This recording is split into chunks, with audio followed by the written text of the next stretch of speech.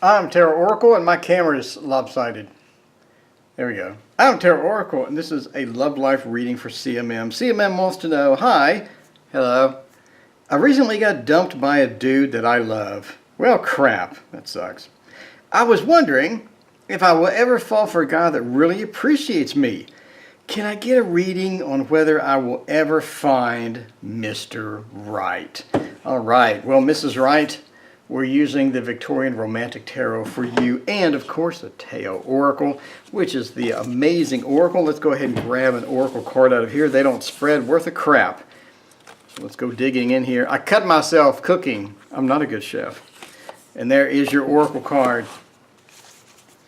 So let's get your tarot cards and take a look at those, and then take a look at your oral card. I'm a dentist. This is your oral card. It says you need to brush and floss nightly. All right. Let's see what else we have. Ooh, we have the Lovers. Look at this. The Lovers, but it's upside down. Wah, wah. I'm sorry. All right, one more card. One more card thrown in there because I think we need it. That's interesting. I just had this. I did shuffle those really well from the last reading. All right, and for this one, we have the Cauldron. It's an interesting graphic. The Cauldron. We have an interesting card here. 50, Inner Alchemy, Mastery, Spiritual Renewal. What is that? Consecrate, Contain, Rejuvenation, Discerning Wisdom. That's about the most confusing card ever. It's not my favorite card. Alright, so what do we have for the reading? Put the Ten of Wands there. So if we go too far over here, we get Reflection. Can I minimize the reflection? That sort of fixed it. There we go. Alright, so we use our finger instead of the wand today. So we have the Eight of Pentacles, which is the hard at work person. Person's hard at work and being observed by many people, and that is upside down.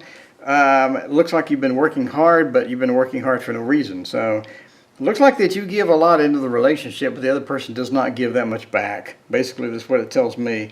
The Queen of Cups, your ever-longing search for Mr. Right, and pretty much no Mr. Right over here to be seen. So she's looking up here, and I don't see Mr. Right anywhere to be seen. So, Queen of Cups, you are doing that searching. You are trying to find that Mr. Right.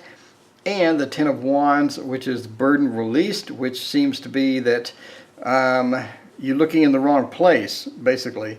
Let's see, you got dumped by a guy that you love. Did he love you back? I'm assuming no, since he dumped you. So the Ten of Wands is a burden released, which makes me think, were you really that happy with that relationship anyway? So it's one of those things with the Ten of Wands being upside down like this. It seems that you had too much to carry. It was too much for you. So I'm kind of wondering if you really wanted that relationship anyway. Was that Mr. Right for you? It sounds like you were in love, but it sounds like you were also confused because it looks like you did have some burden. There was a lot of information coming in from him that you didn't like. There was a lot of things about him that you didn't like. There was a bunch of different things that you wanted that you weren't getting, but you were sort of grasping at straws at that point and trying to keep the relationship alive. So maybe there's some feeling of, maybe he wasn't the right guy for you. Even if it would work out, it wouldn't have worked out well because you saw a lot of things in him that you didn't like. You saw a lot of things that sort of, set off your buttons. And you're like, that's not right. So him leaving was good for you because it released your burden, or it relieved you of that responsibility of trying to work all this stuff out that wouldn't work anyway. So it seemed like that relationship that you had was doomed anyway, so he dumped you. Maybe that's a good thing. Not never good that you're dumped, but it's a good thing that you didn't hang out with that particular guy too long, because it doesn't seem like that you had a lot of interest in him for a long-term relationship. So, or you saw a bunch of things in him that would set off your alarms that maybe this is not the right person for me. The Lover's upside down, pretty much your relationships going poorly, trying to get the love that you want, not getting the love that you want. It seems that the King of Swords means that there's definitely going to be somebody coming in. So here is the King of Swords. Definitely going to be somebody coming in. I think this person is going to be a Gemini. You definitely have a person headed over your way, but he is looking into the void. He just doesn't see you. So there's definitely somebody coming. Your Mr. Right is coming. The King of Swords means that it's going to be, for me at least, it's going to be a Gemini. This seems like a Gemini thing. And this pretty much points me to a Gemini as well. So you do have a Gemini coming into your life. So let's find out more about this Gemini. So we get the King of Swords here. And we'll pull 3 more cards.